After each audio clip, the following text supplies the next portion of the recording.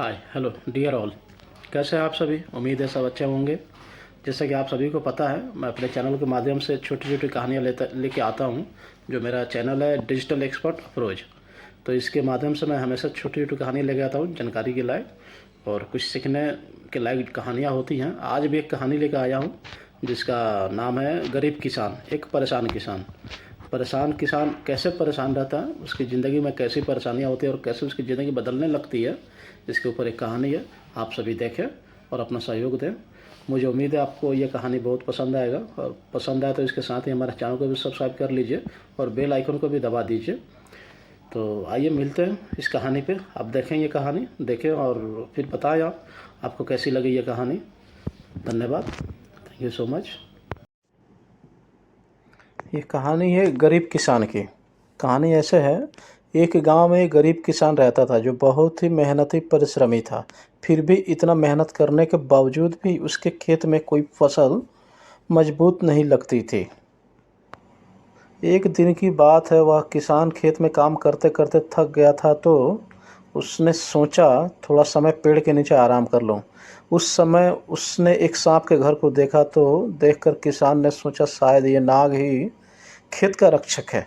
मैं इसकी सेवा करूंगा तो मेरी खेत भी उपजाऊ हो जाएगी। किसान के मन में ऐसे विचार आ रहे थे, मतलब जैसे ही वो आराम करने गया था खेतों में, थक गया था, तो उसके विचार में मन आ रहे थे सांप देवता की जो पूजा करेंगे तो मतलब उस पर कृपा होगी।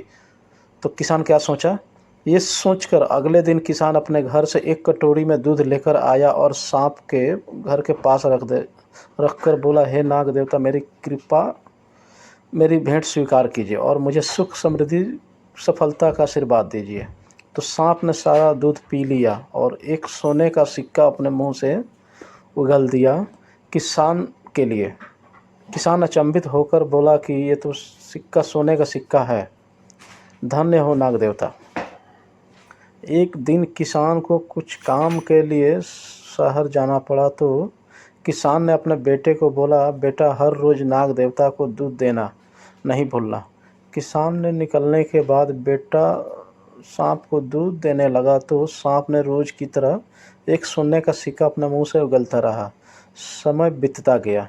किसान को शहर से वापस लौटने में काफ़ी समय लग गया, तो किसान का बेटा हर रोज़ एक सोने का सिक्का पाकर भी नाखुश था।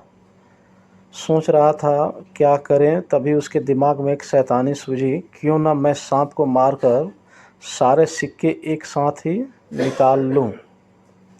ऐसा भी किसान का बेटा सोच रहा था। तभी ऐसी घटना होने वाली है। अभी घटना क्या होने वाली है अभी देखिए आगे, इसके बाद और भी पता चलेगा। तभी किसान में भी उसको आने में बहुत समय लग गया था। फिर किसान का बेटा सोचने लगा, फिर उसने तय किया कि कल मैं सांप को मारकर एक साथ सारे सिक्के उसके पेट से निकाल लूँगा। फिर अगले दिन किसान का बेटा सांप के लिए दूध लेकर गया और सांप के पास रोज़ की तरह रख दिया। दूध पीने के लिए सांप के पास रखकर वह इंतज़ार करने लगा।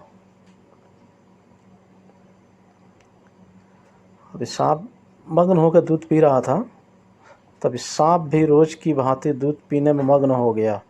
तभी सांप को दूध पीते समय किसान के बेटे ने सांप को लकड़ी से मारने की कोशिश की।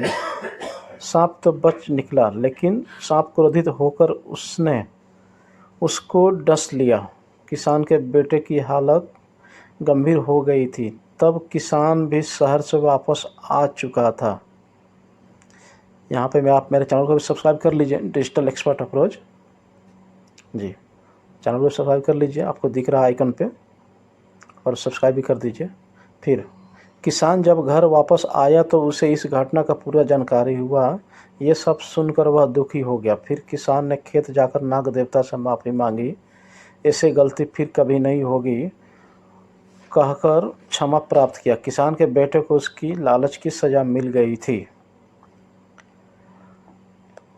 कहानी में बने रहने के लिए धन्यवाद। आप मेरे चैनल को सब्सक्राइब कर लीजिए, जो आपको दिख रहा है डिजिटल एक्सपर्ट के नाम से। यहाँ तक कहानी में बने रहने के लिए धन्यवाद। उम्मीद है यह कहानी आपको पसंद आई होगी। मिलते हैं फिर एक नई कहानी के साथ। तब तक हमारे चैनल को भी सब्सक्राइब कर दीजिए फिर से धन्यवाद। आप सभी का फिर से धन्यवाद। मिलते हैं फिर एक नई कहानी के साथ। तो आपने देखा सांप को एक एक सोने का सिक्का दे ही रहा था, फिर भी लालच में उसके बेटे ने सब कुछ खो दिया, अपनी ज़िंदगी भी दांव पे लगा दी और जो धन आ रहा था उससे भी उसने हाथ धो लिया। किसान को बहुत दुख हुआ ये सब जानकर। किसान बेचारा क्या करता, वो तो घर पे था नहीं।